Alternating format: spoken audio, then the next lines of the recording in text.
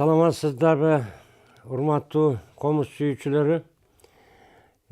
Сиздерге мен азыр муногу эл чыгармачылыгында, эл аспаптык чыгармачылыгында күй жанрларынын бири болгон камбаркандар жөнүндө айтып, анан Залкар комузчу Атай Огонбаев атабыздын Марш камбаркан деген күйсүн чертип берейин деп отурам. Улуу Залкар комузчулар өздөрүнүн таланттарына жараша камбаркандарды чыгарышкан. Эми бул күй чертүү маданиятында биринчи күйдүн башы камбаркан деп чертилет. Ошо эң биринчи ошол комузду ойлоп тапкан адам камбар деген хан болгон экен деген уламышы бар. Ал эми узагыраак сөз. Анан ошол таланттуу комузчулар мисалы үчүн Карамолдо атабыз чоң камбаркан, колхоз камбарканы, терме камбаркан деп күй чыгарса, Ыбырай атабыз ооган камбаркан деп күй чыгарган экен. Атай атабыз ошо Марш камбаркан деген күйсү өзгөчөлөнүп турат да өзүнчө. Анан эми бизге жеткен камбаркандар мына алтын казнада жазылуу. Бирок мурдагы илгерки комузчулар дагы өздөрүнүн камбаркандары болгон. Бирок ал күйлөр бизге жетпей калган да. Анан бу эбин таап черткенге 52 камбаркан, кыюусун таап черткенге кымбат экен камбаркан деп камбаркандар дагы бул кандайдыр бир асыл ойлорду туюнткан философиялык терең мааниси бар күйлөр болуп эсептелинет да. Анда эмес ошо Атай атабыздын Марш камбаркан деген күйсүнүн вариантын ойноп берейин.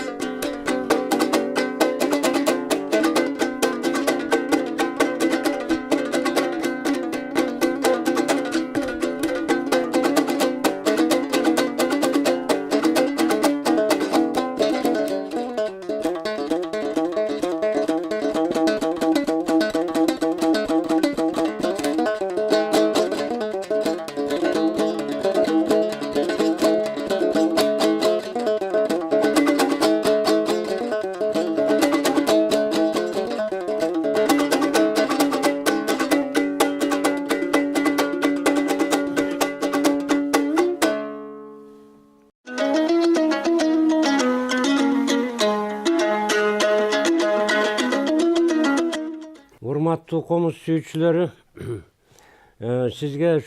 сиздерге мен анда өзүмдүн чыгарган күйлөрүмдү ойноп берейин.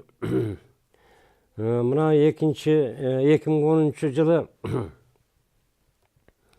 7 апрелде мына өкмөттүн астында аянтта кырчындай ер азаматтарыбыздын өмүрлөрү кыйылып,